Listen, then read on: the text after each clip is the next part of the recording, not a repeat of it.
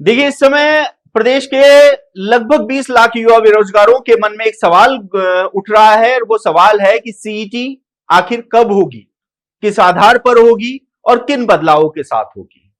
अभी पिछले दिनों ही राजस्थान कर्मचारी चयन बोर्ड के अध्यक्ष मेजर जनरल आलोक राज से जब एजुकेशन नगरी ने सीईटी को लेकर सवाल किया तो उन्होंने साफ कहा था कि सीईटी को लेकर अभी जो प्रारूप है उस पर अंतिम मोहर नहीं लगी है और इसमें वक्त लगेगा। लेकिन साथ ही उन्होंने एक बात यह भी कही है कि सीईटी का आयोजन 2026 में ही होगा, चाहे वह साल के अंत के दिसंबर में ही क्यों ना हो। अब सवाल ये उठता है कि जो प्रदेश सरकार है जिसने अपना भर्ती कैलेंडर जारी किया है और 2026 में 19 भर्ती परीक्षाओं का आयोजन होगा, इसमें से कितनी भर्ती परीक्षाएं हैं जो सीईटी के अंतर्गत हैं और कितनी परीक्षाएं हैं जो सीईटी के बाहर है।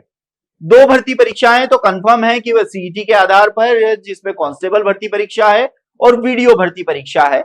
ऐसे में सीईटी की देरी इन दोनों ही भर्ती परीक्षाओं में देरी का बड़ा कारण बनेगी। अब बात कर लेते हैं सीईटी के प्रारूप की।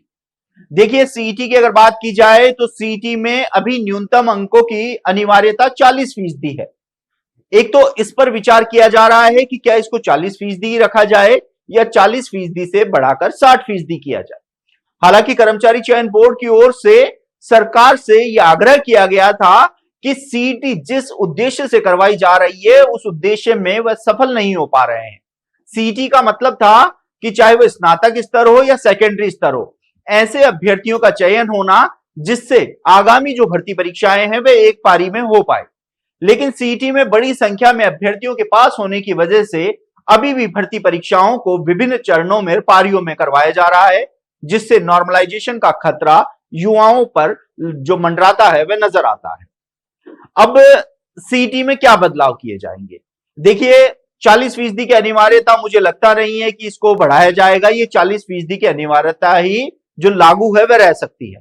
लेकिन माइनस मार्किंग इसमें लागू किया जा सकता है, जिसके चलते योग्य अभ्यर्थी सीईटी क्वालिफाई करेंगे और भर्ती परीक्षाओं में शामिल हो पाएंगे, जिसके चलते भर्ती परीक्षाएं सिर्फ एक पारी में आयोजित हों।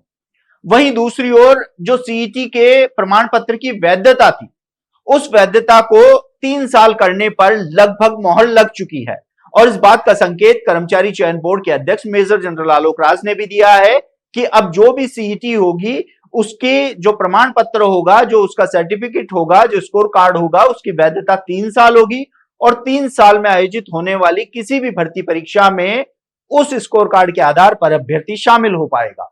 हालांकि सीईटी का आयोजन हर साल किया जाएगा, ये नहीं है कि अगर जो स्कोर कार्ड है उसकी वैधता 3 साल कर दी तो परीक्षा भी 3 साल में ही होगी।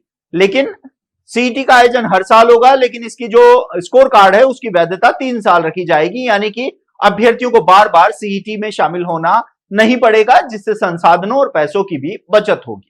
अब दूसरी बात यहां हम कर लेते हैं कि जो सीईटी का इंतजार कर रहे हैं, देखिए 2024 में अंतिम सीईटी का आयोजन हुआ था और इस जो सीईटी के स्कोर कार्ड थे वे फरवरी 2026 में समाप्त हो चुके हैं।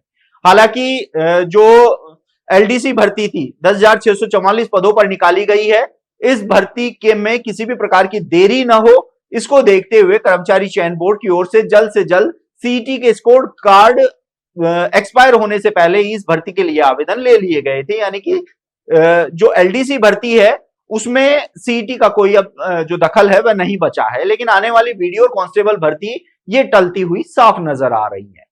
ऐसे में अब युवा बेरोजगारों का इंतजार लंबा होता जा रहा है, क्योंकि सीईटी के लिए लगभग 20 लाख युवा परीक्षा में शामिल होने के लिए कतार में खड़े हैं। ऐसे में अब देखना होगा कि सरकार की ओर से सीईटी को लेकर कितना जल्दी फैसला लिया जाता है और कब तक इस परीक्षा का आयोजन करके युवाओं को राहत देगी और इसमें क्या कुछ बदलाव होंगे ये वक्त ही बताएगा। आप देखते रहिए एजुकेशन नगरी, मैं हूं ललित वर्मा।